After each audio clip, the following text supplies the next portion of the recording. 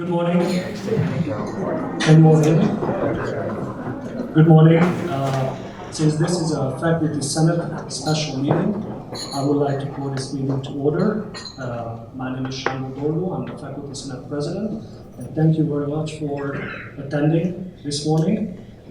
I would like, first of all, to thank Dr. Wilson for coming back to UTEP and being available for us and being available for questions and meet with the Faculty Senate. Thank you so much for coming.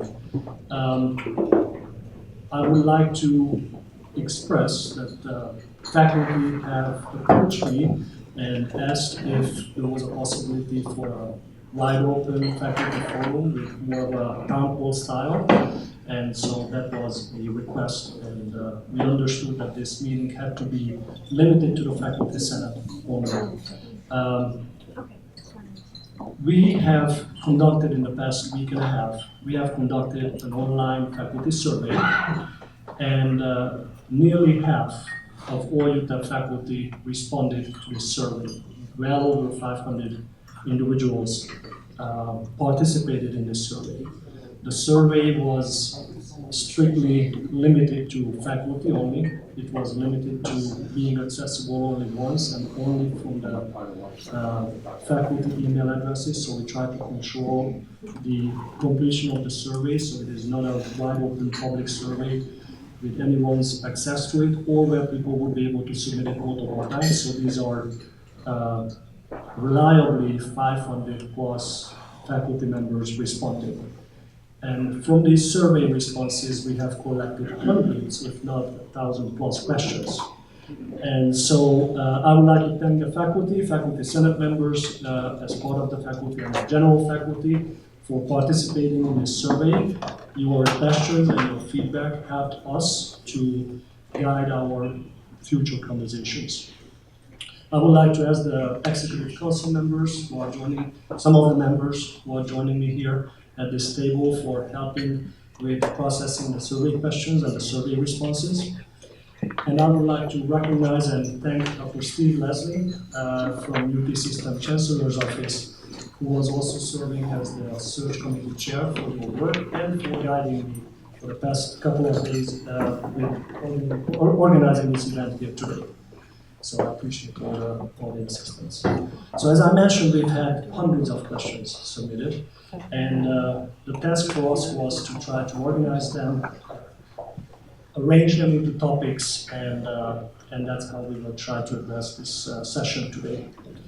I would like to ask you to respond to these questions concisely, but with sufficient details. We have a lot of questions, so we would like to go through as many as possible. We try to time the entire session, so we would like to possibly be able to cover all the questions. I would ask the audience to please hold on to any questions or any comments while we go through the pre-arranged questions. I will have a segment toward the end to open up the floor for questions from the audience, but in the meantime, I would like to listen to Dr. Wilson's comments. And if you do ask questions in the last segment, please state your name and your departmental affiliation, given that this is a Faculty Senate meeting. Before we begin the question and answer session, I would like to give the opportunity to Dr. Wilson to give us a brief overview or brief remarks of your thoughts and address any thoughts you have for us. Dr. Heather Wilson. Welcome. Thank you so much. It's wonderful to be with you. Can you hear me in the back? No. Does this work now? Yes. Okay. Good morning. It's wonderful to be with you. I look forward to getting to know many of you. I mean, this is only one day on the campus, and as we go forward, I hope to go, college by college, to get to know more of the faculty and what you're teaching, what your ambitions are, what your research is involved with, and how I can help you and help the university to succeed in its mission, both in research and in teaching, as well as in service and outreach. With that, rather than take any more time with you saying things, I'd really rather just engage and answer questions. And then I hope if I can keep my answers short, that we'll also have time to have more questions if there are things that you want to ask of me. But this is only the beginning. I don't want to presume anything from the Board of Regents, but as we go through the transition and as I come to know the university more, I look forward to getting to know all of you. With that, sir. Thank you so much. If you don't mind, I will stay seated. Absolutely. In order to go through everything. It's a very long, narrow room, by the way. Hello to those in the back. So we are the Faculty Senate, so our concern is faculty governance. So the very first question is about faculty governance. Could you please explain what faculty governance means to you? And what role will faculty governance will play in your UTEP administration? Faculty governance means different things at different universities, and I think I probably need to engage with all of you to understand what it means here at UTEP. Usually, it includes things related to tenure, and the development of the faculty, which honestly, most universities have processes for doing that, for the stewardship and the development of the younger faculty and the assessment of their readiness to earn and gain tenure.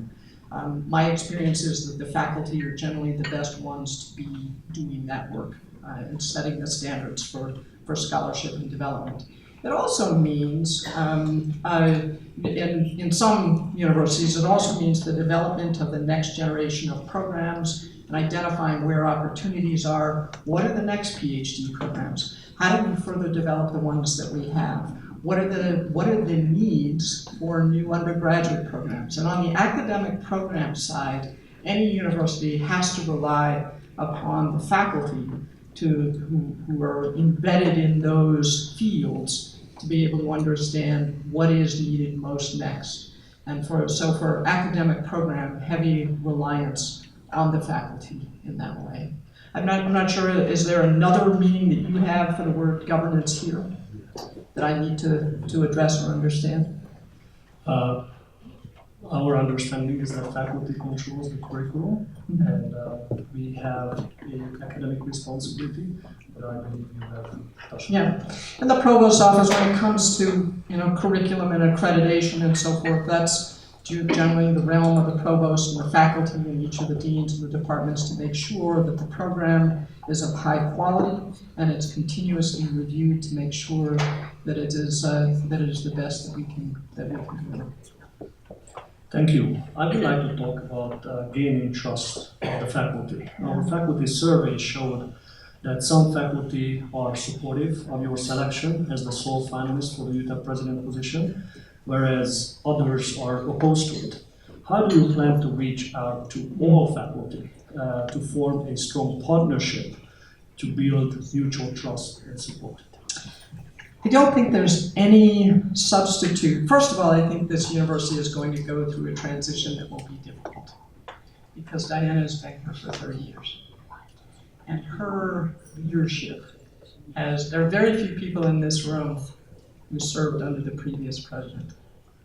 And it's going to be hard no matter who is the next president. And I think we need as professionals to recognize that. And to recognize that we've got to go through this transition together. And that one of the most important things is to get to know each other and to build relationships of trust and openness.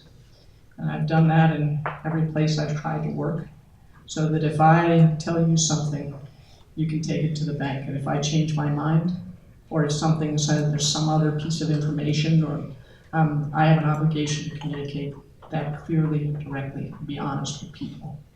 I also think that as we get to know each other, one of the things that I like to create, or like to, and nobody wants to be in a place where you love the work, but the collegial relationships are tense or unpleasant.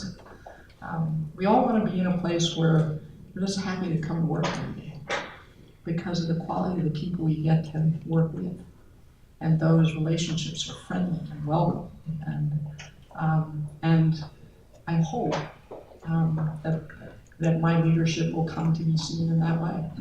I think you will also find me to be very curious about your work, both your research and your teaching, and very supportive of it, and seeking to understand what you're doing and why, and where you want to go with your next piece of research or your next class that you're going to teach. And so you'll find me to be a curious person, and very, you'll find me around a lot, and you'll also find my door open whenever you want to talk to me.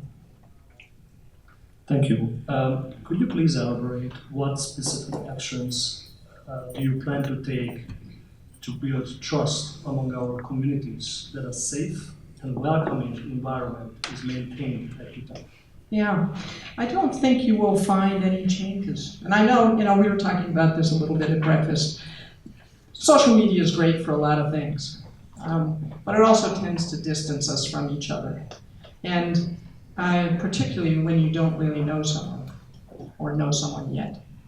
And so I think you would expect there will be no changes with respect to how welcome this community of scholars is to anyone and everyone who wants to be part of our important work.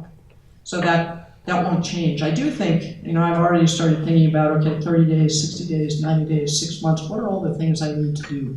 How do I get to each of the colleges and each of the research centers and seek to understand and meet more people to learn more and to engage more? And I think those relationships over time, building relationships of trust and confidence by open communication and leading from a basis of values-driven and mission-focused and people-oriented.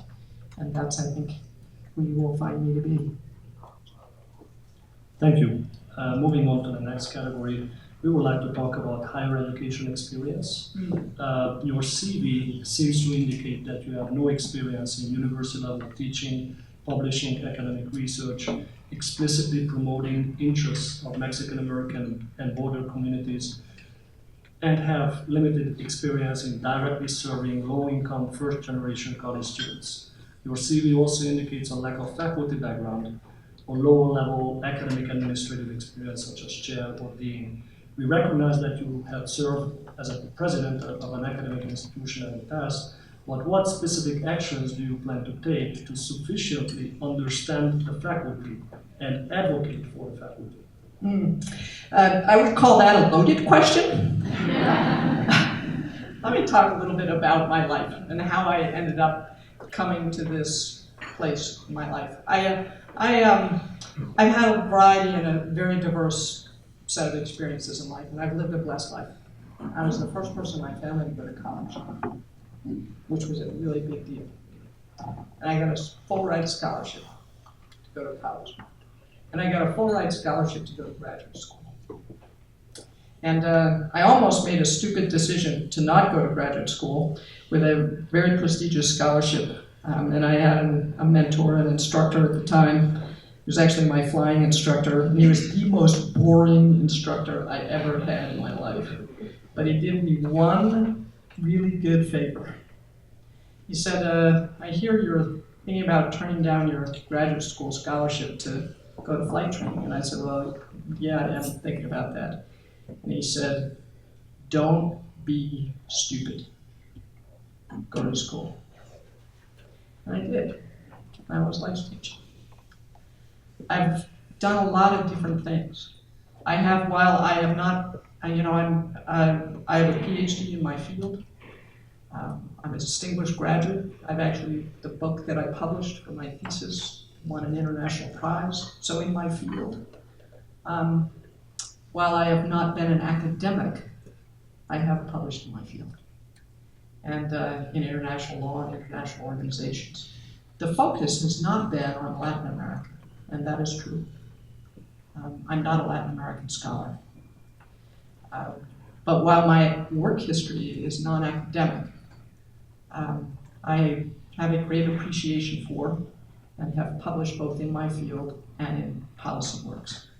So I reject some of the premise of the question about my academic work. But my entire life has not been in academia, and I think that's fair. to fair criticism. I've done other things. But the job of a university president is different than it was 20 or 30 years ago. And you need someone who is an experienced executive leader who can represent this university both in the community and in Austin and the wider world, who can administer things as part of the team and take this university from where it is, which is exceptionally good, to wherever we're going to be tomorrow as a team. And that's, I think, what I bring. You were right that I'm not, so my husband, I actually did teach as an adjunct at the University of New Mexico. I taught international law and organization at UNM. I actually team taught with my husband because I couldn't commit to be, my husband's a lawyer. Despite that, he's a nice guy. And we team taught a course in international law and organization because I couldn't commit to be there every Thursday night. I was traveling quite a bit, and so we team taught. And I really enjoyed it, but I was never a full-time faculty member. One of the things, so our first class that we taught in international law and organization was we actually debated, is international law really law? And I argued that it was, and my husband, the lawyer, argued that it wasn't. The first question from the student was, who's grading the exams? Which was a great question. But I have not been a professional faculty member. Tremendous respect for what you do, and I will seek to lead this organization as its president. But I accept that I have a different background, and I hope I bring something to the team that is useful to this university, and I'm respectful of what everyone else brings to the team. Thank you for your clarification on this. I would like to insist the question of what specific actions would you take to understand the day-to-day lives of the faculty. We also have tenure and promotion processes in place where your decision will come in the picture. So could you please assure the faculty that you will do your best to learn enough about the process and enough of who we are and what we do? I will, and I obviously I have been a president of a university before, and there was a promotion and tenure system there, and we had a committee that did promotion and tenure decisions, a committee of the faculty. I was always guided by them. The hardest decisions were the ones where the tenure committee itself was split. And I had to make some very difficult decisions in those cases. And the thing about those decisions is you don't really know whether you will never know whether you made the right decision or not. In one of the particular most difficult cases, I talked to a lot of the faculty who worked with this particular professor. It was a completely split tenure committee decision. And so I was the kind of deciding vote, if you will, on the split recommendation. And I decided to award tenure. And I met with the faculty member and said, I'm going to take a risk on you. And 20 years from now, I want students to be so thankful that you achieved tenure at this university because you changed their lives. So we're going to take a risk. And don't let us down. But I am very much guided by, I think there's a process in place that is, that you have to respect. And I will. Thank you so much. I would like to move on to talk about Hispanics and international students. We at UTEP believe that it is important that we all understand our UTEP student population, their day-to-day lives and the challenges that our students face. UTEP contributes to the social mobility of our students, many of whom are first in their family to attend college. What actions do you plan to take to address the needs of immigrants, first-generation Americans, and students with modest socioeconomic backgrounds? One of the problems with these questions is there's so many questions inside the questions, but if I miss a part that's important, please just follow up. But to me, one of the reasons that UTEP is appealing is because of its mission to provide access. And I'm a big supporter of public higher education. I have no desire to spend my life pampering 19 and 20-year-olds who have come from privilege. They will stay in college for 4 years and they'll be fine. This is a university that changes lives, and that's why I'm here. I think the biggest barriers to education are financial, and one of the things that is also appealing about the Texas system is that the people of Texas continue to support higher education in ways that other states have not. And that has helped to keep tuition lower here than in some other states. I may not be perfect, and there needs to be continued advocacy, but I intend to be part of that advocacy, to keep access to higher education. Now that means keeping tuition low, primarily. It also means making the commitment of time to go out and tell the story and raise the money for the scholarships for the kids for whom $10,000 a year is still too much. And so in my previous university, I spent about half my time on matters related to development and fundraising, and our highest priority was scholarships, to make it possible for kids of modest means to go to college. And I would sometimes personally deliver those scholarships to the homes of our incoming students. And it was important for their families. The president of the university is coming to say, you can come to school. We want you in our school. That's something that Diana has done a wonderful job at here, and this university is getting kids on campus from a very young age, so that it's not that scary place on the hill where all the big kids go. It is just part of the community, and of course you're going to college. It's the ticket to a dream, and it needs to be open to every kid willing to work hard.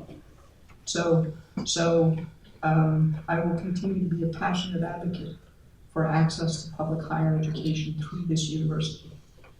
And it's one of the things that is deeply appealing about this to me. Thank you. I would like to stay on this topic and ask a follow-up question. How will you promote and strengthen the important connections UTEP has with Mexico, Mexican institutions of higher education, and Mexican institutions of research, and the overall border region? Viví en Nuevo México más de 20 años, pero yo hablo español como una niña. So one of the commitments my husband and I have made is this summer, vamos a México por estudiar más español. For about a month, we're going to go to Mexico for immersion in Spanish to deepen my so that I don't. So mon deuxième langue est français. Je parle français comme paysan belge, which for those of you who don't speak French means I speak French like a Belgian peasant. So j'habitais à Bruxelles pendant 87 à 89. I lived in Belgium from 1987 to 89, and so but the real problem is that my Spanish and my French get mixed, and it's just a complete mess. So I'm leaving the Air Force at the end of May, and my husband and I are going to go do a 1-month immersion course in Spanish. I think that will help me, but to go from like absolutely abysmal to marginally awful. But I also think our students will help me, and the community will help me if I try. And I think there's something about, being the college president and not being perfect, that also, it's like, gee, anybody can be president. Have you heard her? I think it will help. I also really want to learn more about the international programs here and the connections to sister universities. I think there is, when we think about where does UTEP go from where it is now, this is one of the other things that's appealing about this university and its importance in this community is this region. So the Juarez El Paso area is the 4th largest manufacturing region in North America. the engineers and scientists and business leaders and health professionals that graduate from this university have a tremendous impact on this region. So how do we become not only the impact in this region, but the impact more broadly because of our international connections to other universities in Latin America?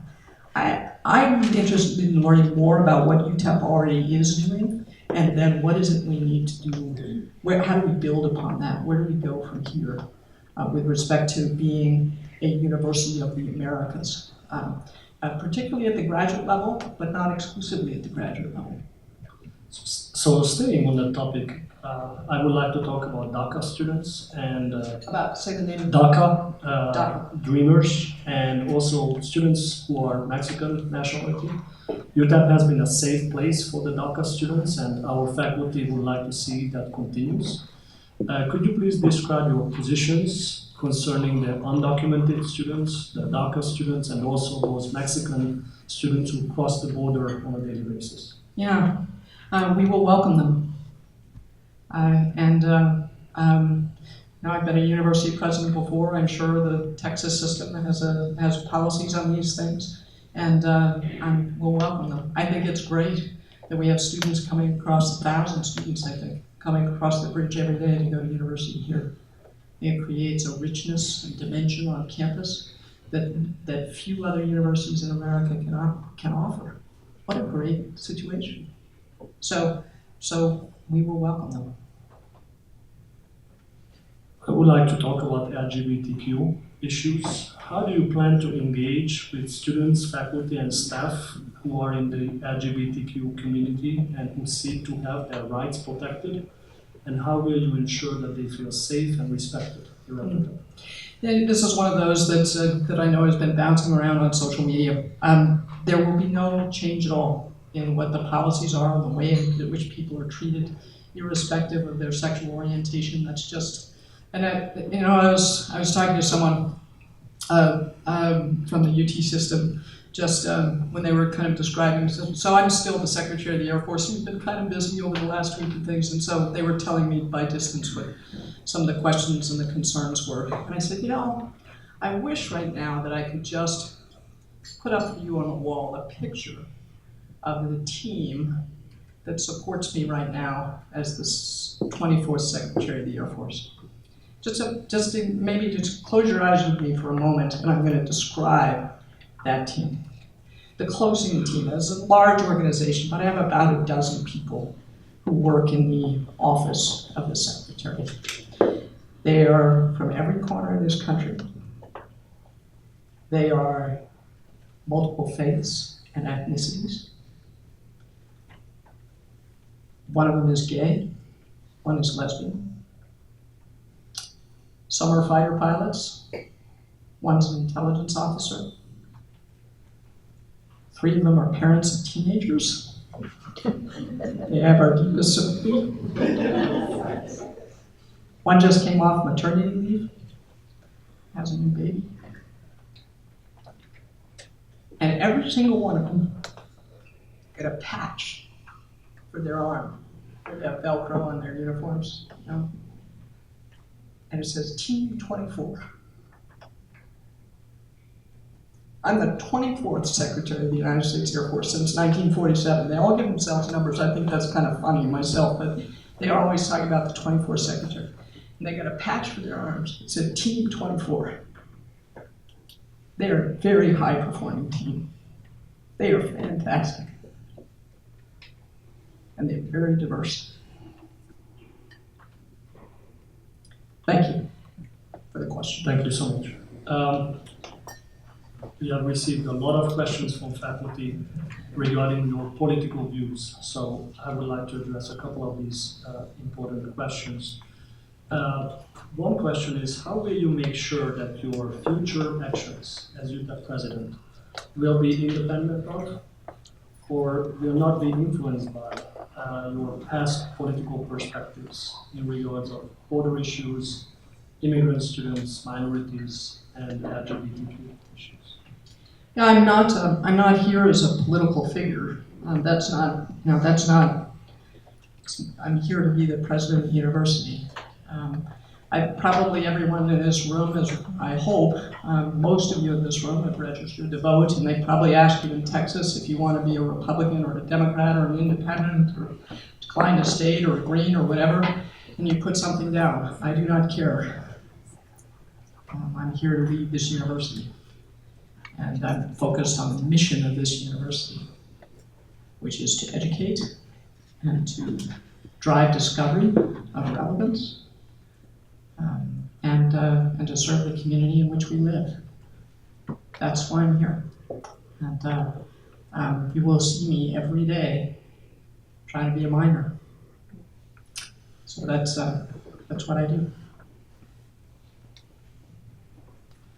Thank you. What plans do you have for maintaining our increasing student enrollment and guaranteeing that there's equal access for students to education, regardless of sexual orientation, ethnic, racial, religious, or socioeconomic backgrounds? Well, again, I think I've answered that somewhat, but the issue of enrollment, one of the things I think that's you look at what are the strengths to build upon, what are the opportunities for the university. One of the things that I need to look at in terms of, I think, and I'm sure the folks who do all the research around here will be able to inform me on in the transition is, what are the 18-year-old and 17, 16, the demographics of the region look like?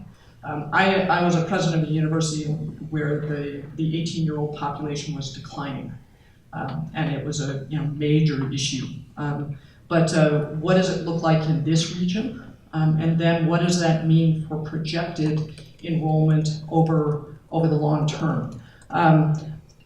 This community, and any community that's looking at the future in the 21st century, has to be committed to the development of its people and setting very high bars for some kind of meaningful post-high school credential.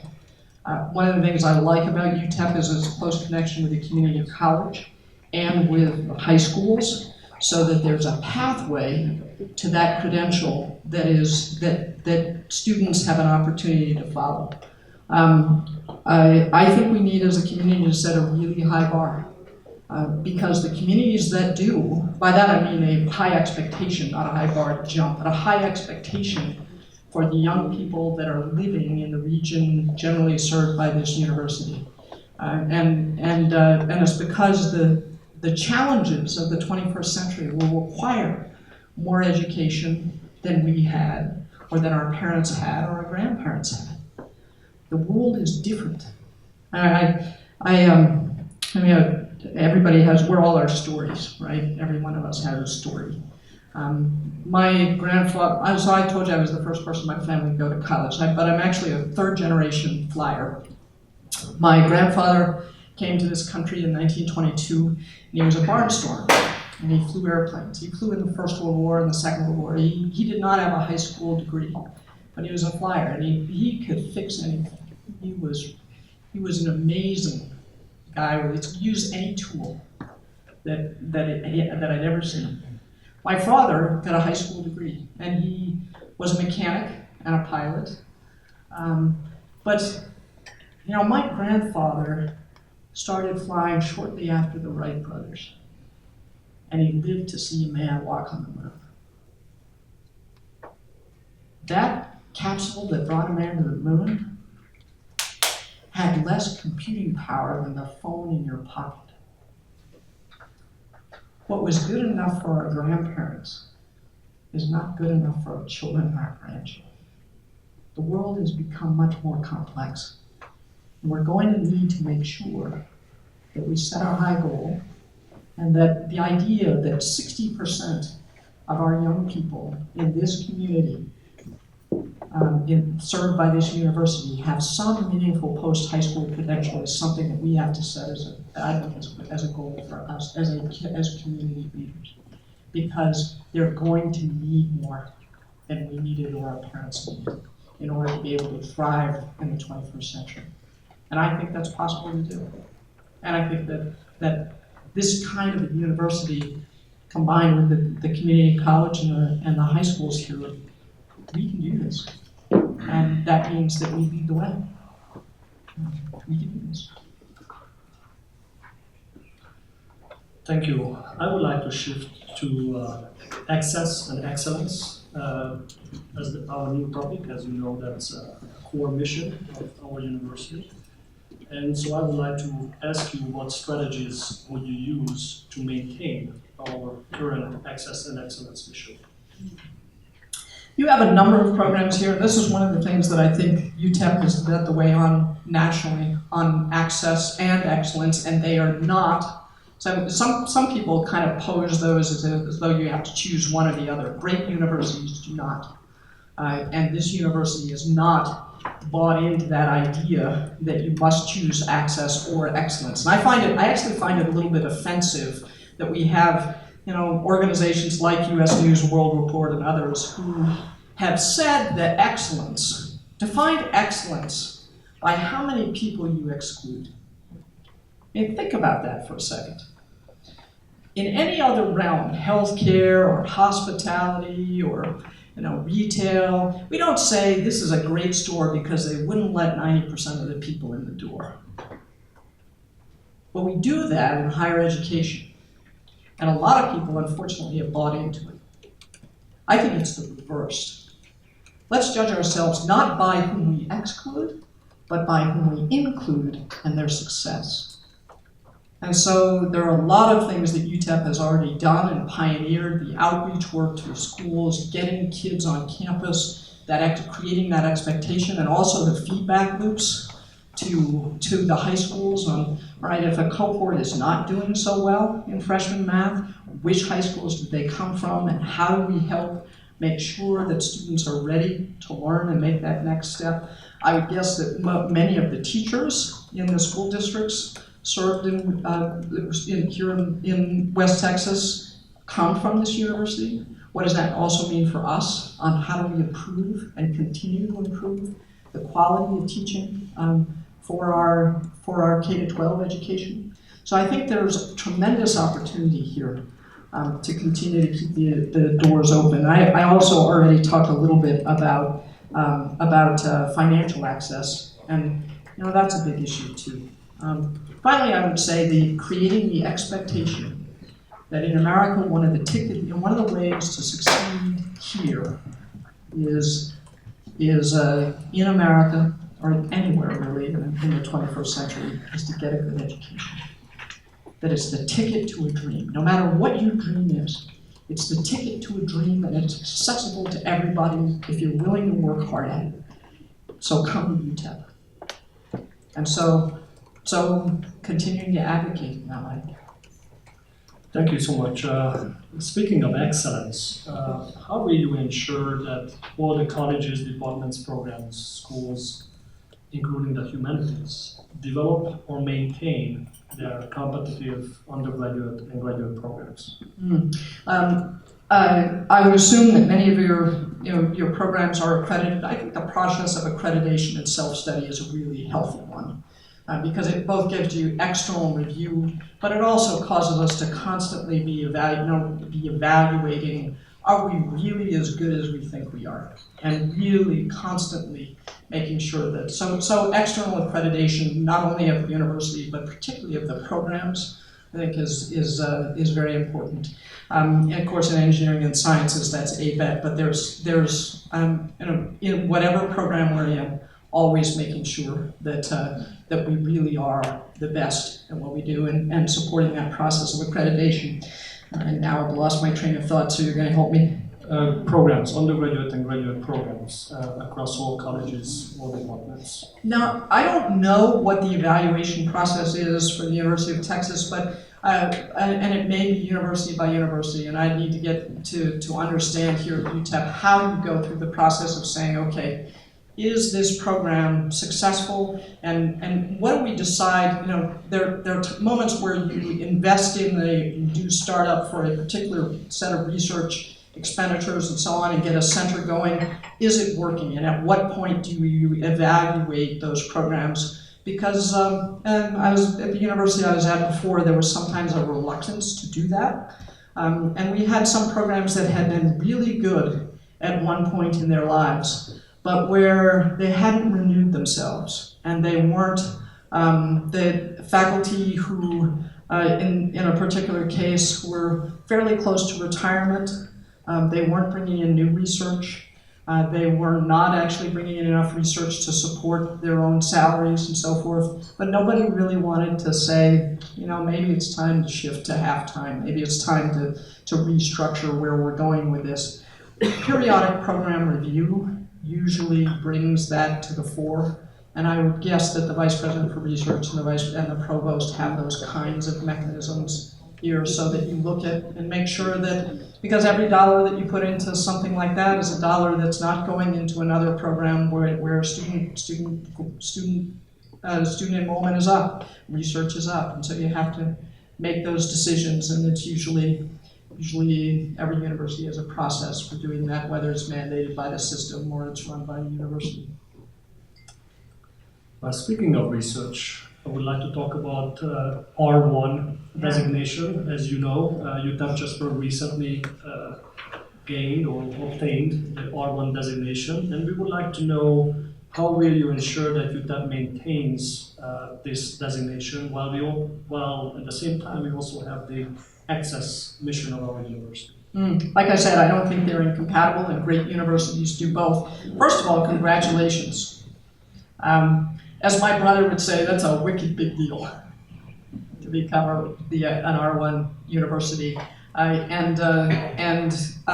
it's also a great time, we were talking about this last evening, to take a pause and say, okay, now, what's next?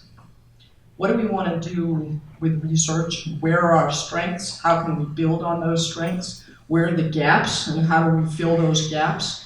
There are 22 PhD programs. Which are the ones that we want to continue to grow? What's not here that we want to start? What does the community and the nation need? And we've talked a little about data science. And I'll be looking at, with the team here, I think all of us will be looking at, all right, what do we need to do next with respect to research? And how do we move from being an emergent R1 school to a R1 school that's not even close to, you know, this is a great thing, to be one of the top 5% of the research universities in America. I'm glad, I also was really glad that you paused to celebrate it. Now, sometimes we achieve things and we just kind of go on to the next thing. I just thought it was really neat that there was kind of it took time to turn to each other and say, good job. I mean, I think that was pretty neat. So now, it's how do we build on that, and in what areas do we have the real opportunities for the next steps forward for research? I do hope, I mean, most research is, you know, we look at where does the funding come from? Most of it still is, I'll be interested in looking research center by research center on where the research funding is coming from. Most of it does come from the federal government in some way. Some of it often comes from private sector partners, but the federal government is still important when it comes to research dollars. And what are the next opportunities that we have here at UTEP for expanding and continuing research? So I reject the notion that access and excellence are incompatible. I think they are complementary, and I think great universities show that.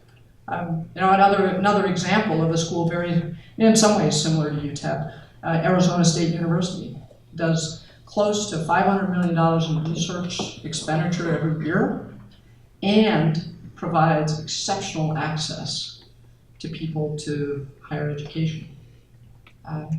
You do both. Along these lines, and the R1 designation, faculty have asked, UTEP is yet to achieve a significant global presence, apart from the extensive network we already have with Mexico and other neighboring areas. As an R1 university, do you think that UTEP needs to advance a global agenda in teaching and research? And how would you lead that effort? It's an interesting question. I think you start from where you are with what you got. I'm not a kind of, there are some people who say, you know, you need to plant a campus here or there or someplace else. I think we start from where we are with the research centers and the excellence that you have, and where do you build from there.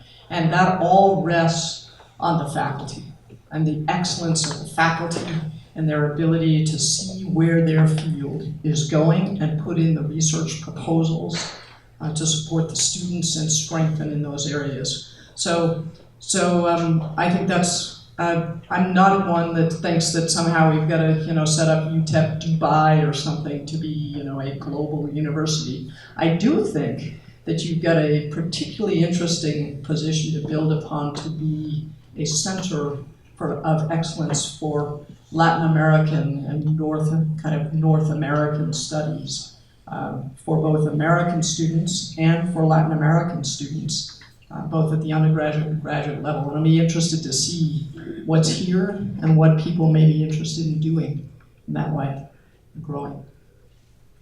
Thank you so much. I would like to talk about faculty salaries. That's never a controversial subject. You may imagine there have been some questions. Salary compression is an issue. And so regarding salary compressions, what actions will you take to reduce the current trends, which we believe is a negative impact on our competitiveness on our faculty? Let me ask you, what do you think the origin of the faculty salary compression is? So I will have follow-up. See, this is not fair, right? I don't get to answer. No, I thought you will come back with some questions. And I have some follow-up questions on state funding. And state funding has been declining in our state and at our university, and that certainly is one factor, and certainly there might be other factors as well. Yeah. The short answer to the question is I don't know, because I haven't really looked at the details of how the faculty salaries are set and what they're, so I can't answer that question for you at this point. And honestly, if I came in with the answer to that question, you probably, I can't possibly know that question without going into the detail of where it is and how the brackets work and how the funding systems work and the personnel processes and so forth. So I don't know the answer to that question. So then let's talk about funding. With UTEP facing declining support from the state of Texas, how do you plan to use your leadership experiences to advocate for an increase in state funding for UTEP? I think it is absolutely vital for the university presidents to work with the central office to advocate with all of the legislature, not just the local members of our delegation, on the importance of continued funding for higher education. It's also our responsibility to use every dollar wisely, to try to get $1.10 of value out of every dollar we spend, so that we can show that we are getting good value for money, and that it's worth it. But I expect to be an advocate for public support of higher education. States that invest in higher education are going to be the states that succeed in the 21st century, because what matters more than anything else is human capital and the development of our people. And that means public education has to be accessible to people. So that's, I expect to be a very strong advocate for that in the state of Texas, and also honestly across the nation. Because I think that message has been really kind of lost in a way that, these public higher education, there was a real decision earlier in this century to make public higher education strong and to move from a country that was largely about extractive industries and farming to an educated citizenry. That required a decision to support public higher education. And we need that to continue in a way that's relevant for the 21st century, which means even more of our kids are going to need to, and people sometimes think about education from the perspective of their kids, right? But it's not just about, it's not a selfish thing. I mean, it is, if your son or daughter goes to college, it benefits me and all of us. Because they're inventing things that are making my life better. That's what an educated community brings to all of us, a richness of life that our grandparents couldn't even dream of. and the communities and the states and the regions of the world that embrace that have been successful in the 21st century. So let's not miss that opportunity because we've got the doors closed because it's too expensive. That's what this university and others like it were founded on. Open the doors to higher education, not just to the wealthy and the privileged, but to everyone, and all of us will benefit. So you will find me to be I will be very public as an advocate for public higher education in Texas and across the country. So in case increased state funding is not possible, what plans do you have to reduce UTEP's reliance on state appropriations and the budget uncertainties that come every 2 years with the Texas legislative decisions? How will you make UTEP to a budget independent position? Well, as I said, I think we need to advocate for continued strong public support for higher education. You will also find me spending a lot of time on fundraising and development, not only for scholarships and facilities, but for faculty support and chairs. And those things are important, but let's not delude ourselves that somehow that shift either could happen quickly or that it would be a substitute for public support of higher education. It complements, but it cannot substitute. And certainly not in a research university like this. So I committed to spend about half of my time on the activities related to development at my previous university, and I would expect a similar kind of time commitment here. Thank you. Moving on to leadership questions. How do you plan on instilling a democratic, inclusive, and transparent process with your future decisions as UTEP president? What were the adjectives? Democratic, inclusive, and transparent. Let me talk about a couple of things. First of all, with respect to things like curriculum and tenure and those things, the faculty really has to own those and your processes for doing those kinds of things. But I don't think that a university is a democracy in that way. I mean, we're not going to take a vote on which roof we're going to repair next. There's stuff that just has to get done. You have to administer a university in that way. And so it's not a democracy in that way. That doesn't mean that you don't have inclusive processes, particularly for budget development, where colleges and deans and so forth have influence on the kinds of programs you want to propose, where you want to go, and advocate for that, particularly in the budget process is usually when that comes up most commonly. So I tend to be very open, very accessible, available by email, walk into the office. I will also try to get out and into each of the colleges to be available and accessible, and to try to sponsor things, get people over to the house, listen to what your research is, invite people in who are doing interesting things, so that one of the benefits of being on a university is our colleagues. And sometimes at universities, there's really interesting stuff going on in another school, and we don't really hear about it. And so create those opportunities or participate in those opportunities to listen and learn from each other. So you will find me accessible, around and about. We're probably not going to take a vote on who gets their grass cut first, but if there's a problem with your plumbing, we'll figure it out. Speaking of leadership, how will you organize your leadership team? What are your top priorities for UTEP leadership? Well, someone asked me this in the previous meeting with the staff of whether I was bringing my own team with me, and I said no. They're all in the Air Force. I think there is a team here. I look forward to integrating and being part of that team. I don't expect to make changes in those processes, certainly not. This is a university. There are some universities in America where, they're in the midst of a big crisis and somebody needs to come in and fix things. And, we've all seen or read about those kind of situations. That's not the situation here.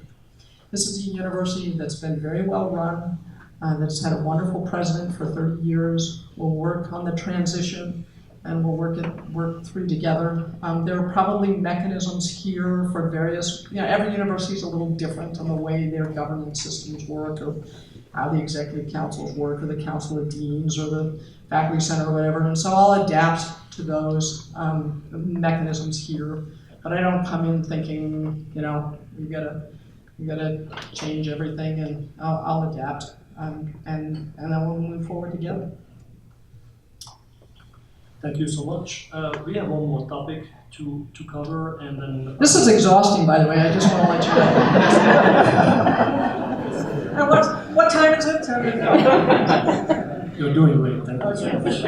We just need a little bit more perseverance from you. One more topic, and then I will invite the audience to ask questions if there's any. If not, we have plenty of more questions. Thank you so much. But I would like you to talk about the future and the future vision for UTEP. What are your near and long-term vision or your long-term plans for UTEP? What is your role going to be as UTEP president in achieving this vision to happen? I think that you all have established for yourselves a wonderful record of success for both access and excellence. Excellence in the three core missions of a university, or of a public university, is to educate, to advance knowledge, and to be a catalyst for service in the community in which we live. That's the mission.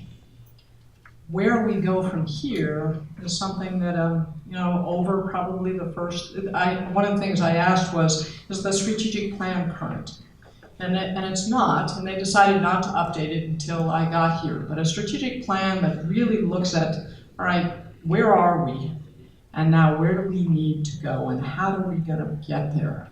That's usually leaders have to be involved in that process, but it is not something that is imposed.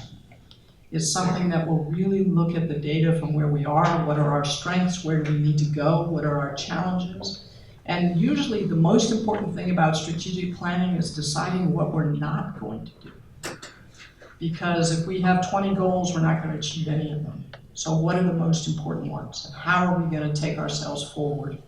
That's a collective, engaged kind of process that probably will take 6 months to a year to get really clear goals on things we want to achieve, and then start to develop strategies on how we're going to achieve those things. But it involves a lot of input, a lot of hard looking in the mirror, and a lot of crunching of data and information to figure out where we want to go next. And universities do that fairly frequently, every 5 to 8 years usually, and it's probably time for us to do that. So I will be part of that process, but I don't come in here with some answer. So we'll work it through. Along those lines, what are some of the challenges that you foresee, that you anticipate that in your new position as UTEP president you will face, and how do you plan to address them? I don't think I have a really good handle on the challenges of the university yet. Usually things, obviously funding is always a challenge. There's never enough money to do everything we want to do. Usually space is a challenge. Does anybody have a space problem? Yeah. So how do we allocate space? How do we use space to be able to drive the research and teaching missions of the university? So there are probably a series of more, what I would call more tactical kinds of challenges. I think the bigger challenge really is for higher education as a whole. What is changing outside of higher education that we need to be responsive to? So how do we become the university of choice, not just for students coming out of high school or students in their 20s, but for a community that realizes, 5 years after they have gotten a credential that they really need to get more training and education and learning. And how do we increase access using this platform of a university that we have to provide education continuously throughout our lives? That's an interesting challenge that's, I think, facing higher education today writ large. And the neat thing about UTEP is it's already committed to access and excellence. So how do we go the next step with respect to not just the accredited degrees, but beyond that, for continuous education throughout life? That'll be an interesting challenge, and there are a lot of other people and a lot of other models out there trying to do that, and people wondering whether the university of the future looks like the university of today. I think this is the university that may show the way, and I think that'll be a challenge to all of us. Are we at the end? No. Okay. My favorite color is blue. I like baseball. Red Sox. I'm just reading the questions. That's my only problem. I don't know where these questions come from. He doesn't know the Red Sox. That's what. As you know, we have a president who's been in her position for over 3 decades. So we have a precedent for long-term commitment to the university. Could you please address your long-term commitment to this university, or your long-term vision for your personal future? Wow. So what year is this? This is 19. So I am now 58 years old. This is not a short-term commitment for me. This is where we want to be, and I think in any university you need to be in it for the long haul. I ended up leaving my previous university at a time that was unexpected, but something that I believed that I had to do, or I would, if I preach to my students, as I did, that you have an obligation to use your gifts, not just in service of yourself, but in service of others, and the community in which we live. And a guy named Jim Mattis called me and asked me to do the job that I'm currently doing. And he said, look, I really need you. If I got to a point with my husband where I felt as though if I said no, then I was kind of a fraud. And that's why I left. And I left with deep regret, and I still think that there is a part of my heart that is in the Black Hills of South Dakota. So my little airplane is still in the Black Hills of South Dakota. It'll come down here to Texas with me. But my husband would tell you that I've had a lot of different jobs in life. The one that I enjoyed most was being a college president. And so I'm really happy to come back to higher education in the part of the country that we're from. Thank you so much. We are perfectly on time. And, How did that happen? I was planning to open it up for questions from the audience for about 20 minutes. If anybody has questions, we will take the mic. If not, we will have more questions here with us. So if anybody wants to ask.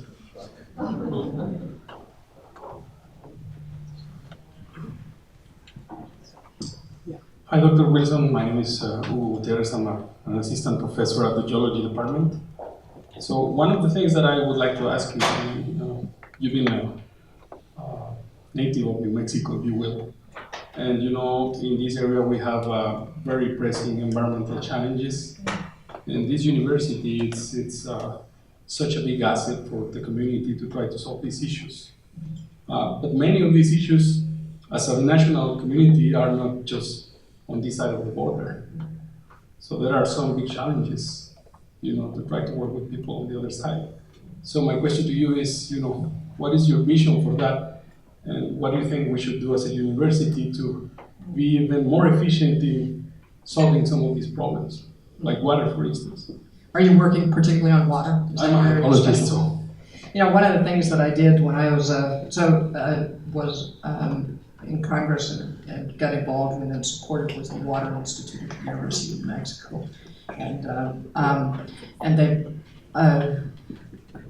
whether it's on the border or not, water in the Southwest is a defining issue for all of us. So So I would in part be guided by you and your faculty team for how I can be helpful to you in whether it's partnerships on both sides of the border or federal funding to do more research, but what is it, how can, and part of being a president and a leader in any way is to find where people are doing important work and both stay out of their way and then figure out, how do I help you? What do you need from me to continue to advance that work? And whether it's groundwater issues, pollution issues, runoff issues, or just quantity and quality issues, and then the whole issue with respect to the river as a border. So I would be guided by you. I will also tell you this personal story. So my daughter is a senior in college. She is a civil engineering student who's specializing in water. So I get instructed in this a lot.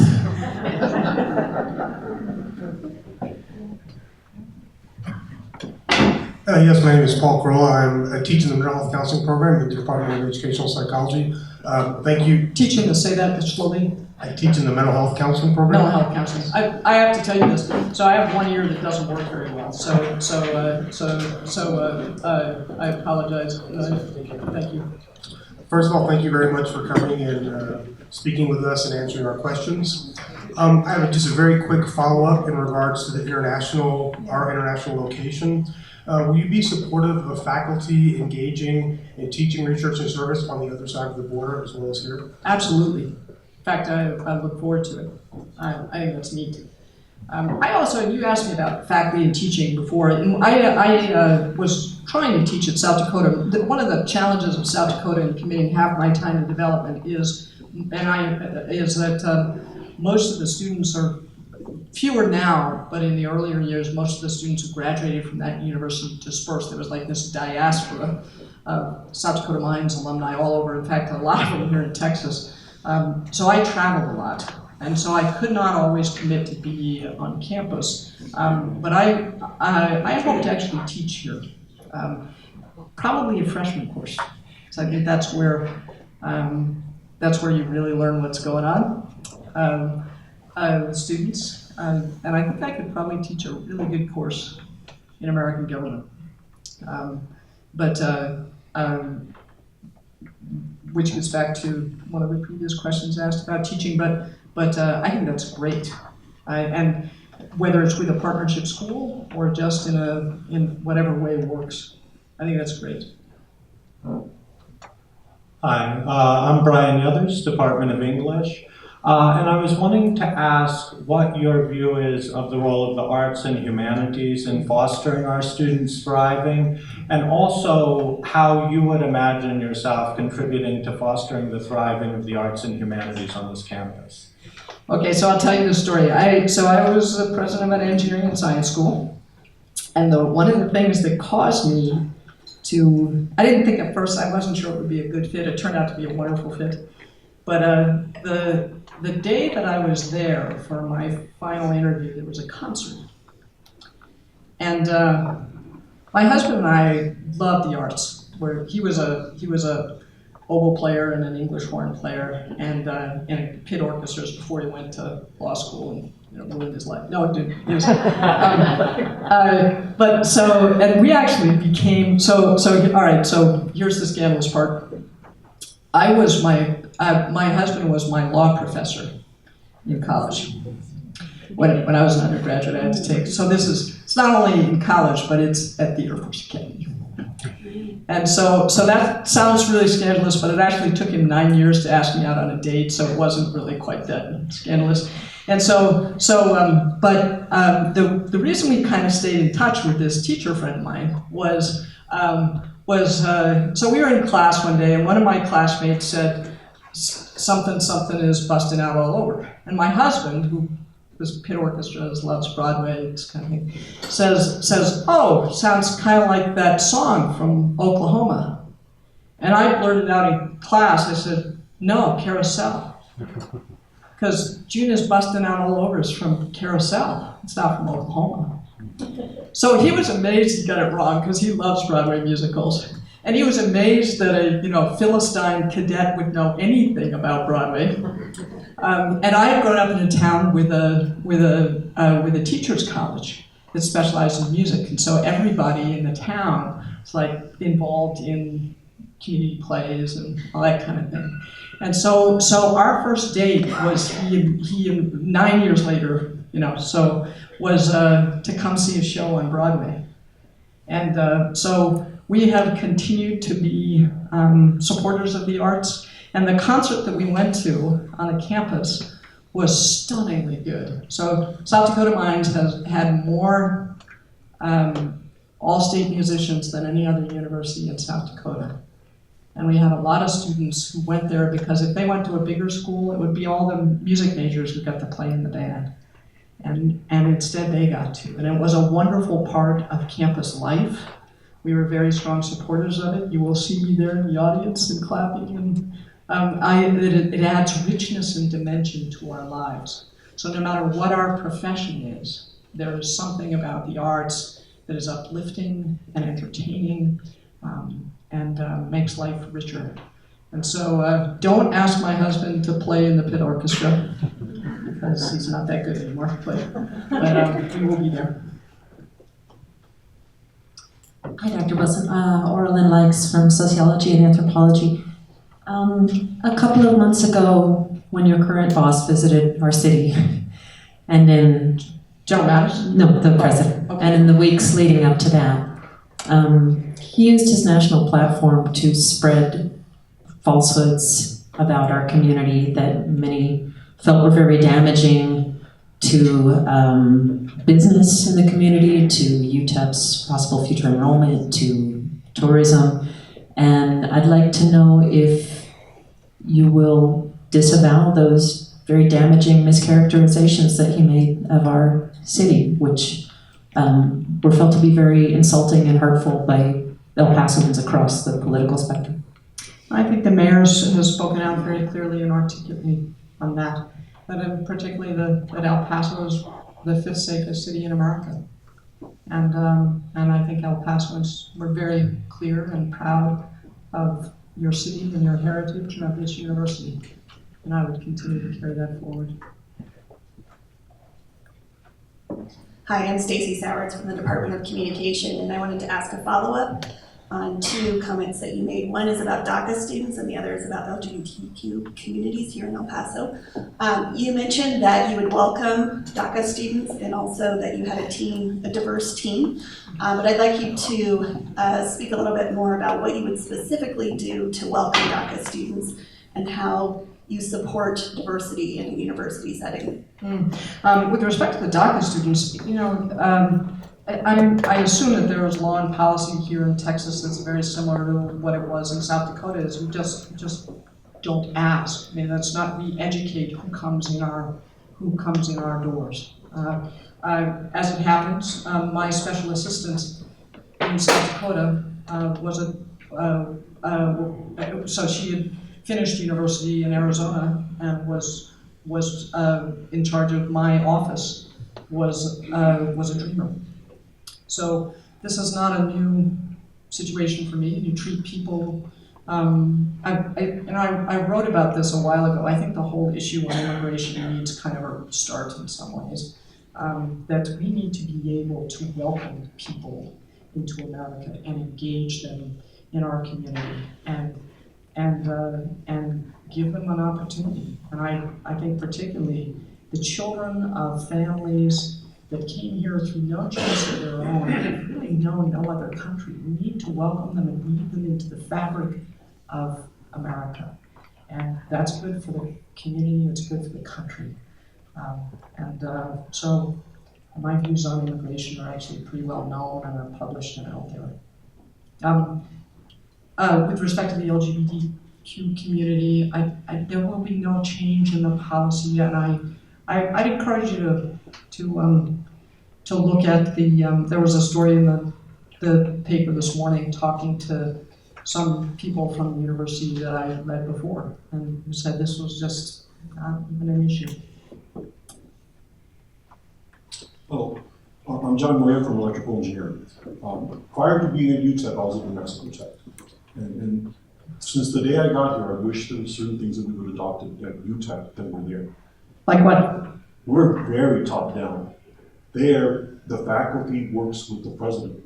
We met monthly with the president of the faculty senate and all the vice presidents and discussed many times things about how the university was running. So it was much more lateral instead of having a very top-down decision making. And so there's many things that don't get addressed here. So I've been here since 2000, and I'll just give you an example. One of the very first meetings that I went to was a meeting with IT, trying to address issues that we have with how our infrastructure, computing infrastructure works. Until very recently, those problems were still there. They're kind of getting fixed now. We installed a new, when I got here, our software to address how grants were run was from the 70s. I mean, it was unbelievable. Again, that's not the way New Mexico Tech ran. They had a very different model. Many of these come from, in my opinion, from this very top-down structure. The same thing with, I think you'd be a wonderful president and excellent minister, because I think you've shown that. But one of the problems that you're having with the faculty and other people here is the fact that from the very top of the state, we're top-down. So how do we select presidents? It's way up there. How do they do it in New Mexico? There's 5 local candidates. They're interviewed. The faculty gets to meet them. They get to introduce things. So there's a whole bunch of stuff with how we can improve the operation if you just talk to us and work with us. And I really want to encourage you to do that. And I guess my bottom line question is, what are you going to do to try to encourage a more lateral setup? Because you're just one of the faculty, just like I am. How are we going to work together in a better way so that we don't have these issues with IT, so we don't have these issues? I mean, I'll give you an example. I have arthritis flare problem, which means that sometimes I'm walking with a cane and sometimes I'm walking with a crutch. Well, I get every semester assigned to buildings that I've asked not to be assigned to because there's only one elevator and it always breaks. There's stairs that I can't traverse. Right now I'm fine, but I can never predict when I have an arthritis flare. How is it possible that we cannot set up a scheduling system so I don't get assigned to that classroom? In the summer and in the fall, I'm requesting 3 of my classrooms to be reassigned, and I do this every semester. This is silly. These are problems with poor IT and poor infrastructure management and that. So how will you address that? Okay. Well, first of all, I tend to be very participative, and I think when you talk to folks who've worked with me before, and I encourage all of you to do so, by the way. I mean, whether if you all got connections with other faculty and other universities or people who are working in the Air Force or people you know. I tend to be mission-driven, but try to delegate authority to the most appropriate level, rather than and guide as an executive the system, but I don't micromanage. But I also then look at what are the results, what are we trying to achieve? When things like that, where it has to do with, access or assignment of offices and classroom space and those kind of things, there has to be a process to do that. It doesn't require my involvement. I just need to make sure that there is a process to do that. I'm really glad, though, to hear that there's somebody who has IT problems other than the United States Air Force. I have to say, I never had problems with my email until I started working in the Pentagon. It's so that's, I know I'm being facetious, but I understand your pain when it comes to IT systems and trying to get things that to keep up with what will work. So I don't tend to, I tend to be mission-driven, people-oriented, values-driven, and understand how the systems will operate, but I'm not a micromanager. Please address it. Okay. Since you crossed by Arturo Olivares, College of Education and Educational Leadership. I heard you that you would like to teach a freshman class. Would you be willing to teach a doctoral class in leadership? I would, but I think it's more. I think it's more important, honestly, for me to engage undergraduate students, because I do think that that's one of the ways that I love. One of the things I really miss about being on campus is engaging with students, just informally as well as formally. And so I look forward to that, but I think it's more important to keep my pulse on things, to be engaged, particularly with the freshmen. That's right. Yeah. But I'll be happy to work with you on leadership. Yeah, sure. You know, there is a small group of faculty and staff here. We are trying to create a loving kindness culture at UTEP. And then when in your public presentation, the first thing that you notice about the community is kindness. Wow, it just resonated. So now the question is that, so there's also a perception that Trump administration is kind of creates a toxic environment. So, to a very large extent, we are also very concerned that UTEP degenerate into such an environment. I doubt it will, but is there any idea that you think that we can create a more loving kindness type of environment? Usually that happens one person in one set of relationships at a time, right? That's how we treat each other every day in little ways and in big ways. And I think, I'm the Secretary of the Air Force. My responsibility is to organize, train, and equip the Air Force. And I have been honored to do that job. And I work with a wonderful team of people. But that is, the United States military has always been somewhat isolated and insulated from politics, intentionally so. And it's been that way since our founding. And it's something that I respect and try to lead that way. So it's just not some of my stuff.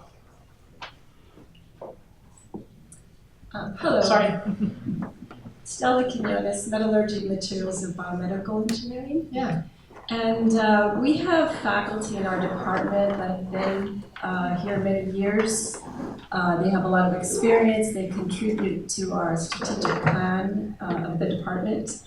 And there's been a lot of discussions about the workload policy, the service, research, and teaching. And this was brought up before, so this is kind of a follow-up question. So what is your perspective on this type of faculty that is contributing in a real way to the success of the department, but may not be bringing in funding at this time, even though they're still making an effort to do so?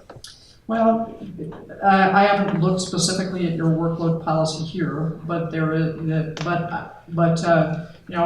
it often is one of those difficult moments where everybody needs to be pulling the wagon in some way. And there are different ways we do it and at different times in different epochs in our careers. But there sometimes is that point where there's, they're not doing, we've had faculty who initially were very productive in research who are not at the moment, or are kind of, there comes a point in your career where you don't want to start another 5-year research project, which probably means taking up more teaching and service and so forth. And so managing each of the departments through that, and each faculty through that transition, so they're continuing to contribute to the mission of the school in a way that means we're all pulling the wagon, because somebody who's not pulling the wagon is in the wagon. And that means the rest of us are pulling too. So we have to have that commitment. And sometimes, in a couple of cases with faculty, that meant really mentoring them to the point to say, it's time to go to halftime and then to quarter time as you get to the end of your professional career, or make that shift. And that's a leadership and management and stewardship conversation to have with faculty when it gets to that point. Because leaving it too long sometimes creates bitterness on the part of other faculty who feel as though the time is to make the change. So it varies person by person. Dr. Wilson, we started with your opening remarks, and we would like to close with your closing remarks. And we have a closing question for you. With everything we have discussed here today, and you've heard the general questions that you're expressing, the concerns and thoughts of the faculty, could you please summarize for us how do you see yourself fit here at UTEP, and how do you see your leadership experiences fit this institution? I have a lot of different background. I'm not, Somebody once said that I'm a Rubik's Cube. Which I wasn't sure how to take that, really. I've been a university president. I've been an executive leader of very complex organizations. I'm deeply committed and passionate about public higher education. And I'm a values-driven leader and a team builder. I think I bring that to this university, to a part of the country that my husband and I find welcoming and is the region of the country that we want to be in. I will seek to lead this university well. I look forward to getting to know more of you about your work and your lives and your research and your dreams. This is probably one of the longest job interviews I've ever had. Yeah, thank you. Thank you for your questions and for the directness of them. I really appreciate that too. Thank you all. And thank you so much for